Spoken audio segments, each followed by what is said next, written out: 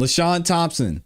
The family releases independent autopsy of the Fulton County Jail inmate consumed by bed bugs. Again, this happened summer of last year. This poor man got into Rice Street and within a short period of time was just unfortunately passed away because of the conditions inside Rice Street prison. It was a huge story throughout Atlanta and actually traveled further on throughout the United States.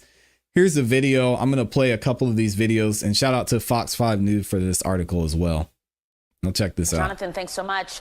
New details now in the controversial death of an inmate at the Fulton County Jail. An independent autopsy found LaShawn Thompson died of fatal cardiac arrhythmia after months of neglect while incarcerated. Fox 5's Deidre Dukes is live at the Fulton County Jail with more. And Deidre, Thompson's family and their attorneys insist jail staff should face criminal charges. Attorneys for Thompson's family calling the Fulton County Jail a torture chamber. They say autopsy findings prove that jail staffers who were supposed to be caring for Thompson are guilty of willful neglect, and they do want them criminally charged.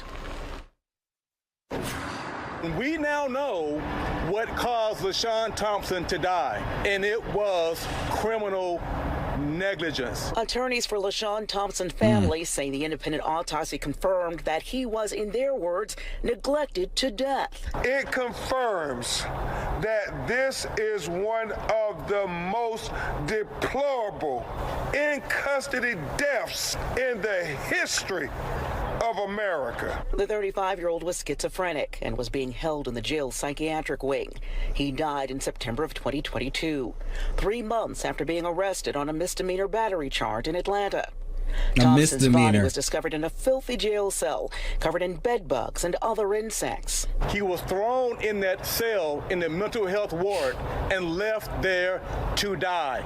The Fulton County Medical Examiner's Office listed Thompson's cause of death as undetermined, but Dr. Randy Mitchell... And just to let y'all know how easy it is to get charged with misdemeanor battery. For example, during COVID, you know how people were freaking out and they had masks on, everybody's walking around 6 feet, don't get close to me. And this doesn't even have to do with COVID specifically. You can sneeze or spit on someone and be charged with a misdemeanor battery. Now, again, Rice Street said it. Maybe it comes to a bad lawyer, but not everybody has a good lawyer. That is crazy to think that this man was put in Rice Street for a few months on a misdemeanor battery. We don't know what it was. It could have been something simple. It could have knocked somebody over. Wild. In the history of America. The 35-year-old was schizophrenic and was being held in the jail's psychiatric wing. He died in September of 2022, 3 months after being arrested on a misdemeanor battery charge in Atlanta. Thompson's body was discovered in a filthy jail cell covered in bed bugs and other insects. He was thrown in that cell in the mental health ward and left there to die. The Fulton County Medical Examiner's Office listed Thompson's cause of death as undetermined, but Dr. Randy Mitchell, head of forensic pathology at Howard University, found Thompson died of complications due to severe neglect, which led to fatal cardiac arrhythmia. The major contributing cause, untreated, decompensated schizophrenia, dehydration, malnutrition, severe body insect infestation. Severe. And the manner of death is homicide. Attorneys say Thompson was unable to care for himself due to his diminished mental state and allege he went without food, liquids, and medication. Thompson's family is struggling to come to grips with the horrific circumstances surrounding his death. It's enough that the bed bugs and lice sat there and ate my brother to death, but the neglect hurts me the most. That in 2023, that we'll see people leave people, let them torture, let them rot in the cell. That hurts me the most. It's sad, man. And the family and attorneys also today calling for the first time for a meeting with Governor Kemp. They do say that they'd like to talk to the governor about more that can possibly be done when it comes to mental illness and funding here in the state of Georgia. They say mental illness should not be criminalized. That's the latest here at the Fulton County Jail. Deidre Dukes, Fox 5 News. We'll continue to follow this case closely. Deidre, thanks so much. Yeah, and I'm so glad they're shedding a light on this finally. Let's check out this article. Fulton County, Georgia. The family of an inmate who died in bed-bug-infested cell at the Fulton County Jail has released the results of their independent autopsy and renewed their calls for justice over his death. LaShawn Thompson, 35, died in September 2022, 3 months after being booked into Fulton County Jail in Atlanta. His body was discovered in a cell on the psychiatric floor covered in bed bugs and insects after he was unable to pay his $2,500 bail for a misdemeanor charge. And again, Rice Street, I know Rice Street's joking, but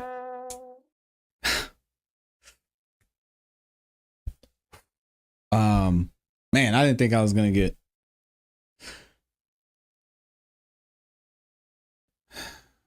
$2,500 could have saved this man's life. These are real people, y'all. This is a misdemeanor.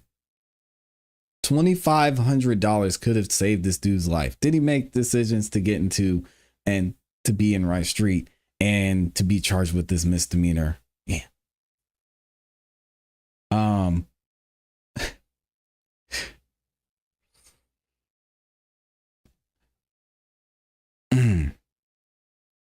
Photos of the cell and Thompson's face and body covered in insects sparked outrage when they spread on social media in April after his family's local attorney, Michael Harper, released them to the media. The medical examiner's report lists Thompson's cause of death as undetermined, but notes a severe bedbug infestation. All right, I'm going to play this. Person we hear from, Attorney Harper, will be y'all give me a second. The uncle of LaShawn Thompson, Cairo Thompson, who wants to talk to you from his heart. Thank you. Thank you for coming. I just want to say 93 days. 93 days my nephew was in jail and didn't come out alive. His mother and his father is dead. Yes. So as a parent, his mother and father are dead. Yes, sir. So no, Slim all I life. can say is, when I heard the news was, who's responsible? Whose duty was it to make sure my nephew came out alive? Right. Now, I can tell you now, I don't know a lot about anything. Yes, sir. But duty and responsibility in the military is what we do know. Somebody should be held accountable for what happened to my nephew.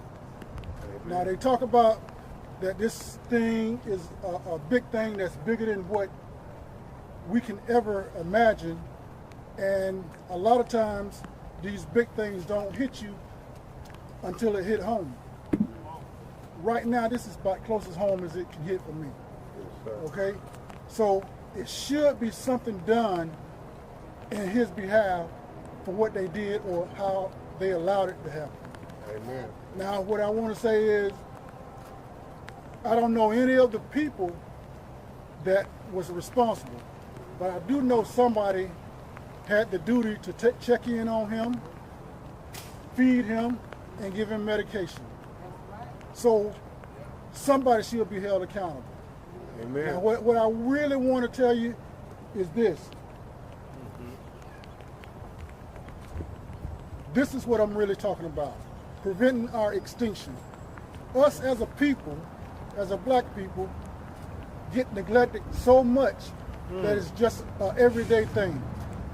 Now we went from the slave house to the White House.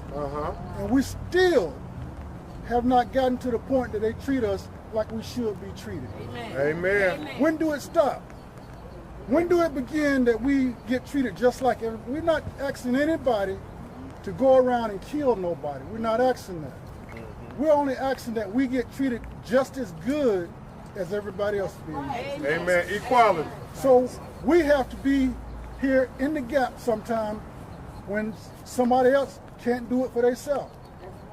So right now, I'm trying to stand in the gap for my nephew. Somebody needs to be held accountable. And it only takes to look at a book, because every person that was put in the office, they raised their right hand. They swore an oath to uphold their duties and responsibility. That's all I'm asking. Amen. And if the governor have to get involved, get involved. Because we're Come on, involved Brian. as close as we can get right now. And we're only asking everybody else. And if you look at this picture, you can see that you have every walk of life in this picture. Okay. In the United States, when you really want something to be done, you get everybody involved, every walk of life, to make a move. Okay. When you get everybody in, something is going to happen. I'm only asking you to go to your friends, family. You can go to the enemies if you want to. Tell them to get involved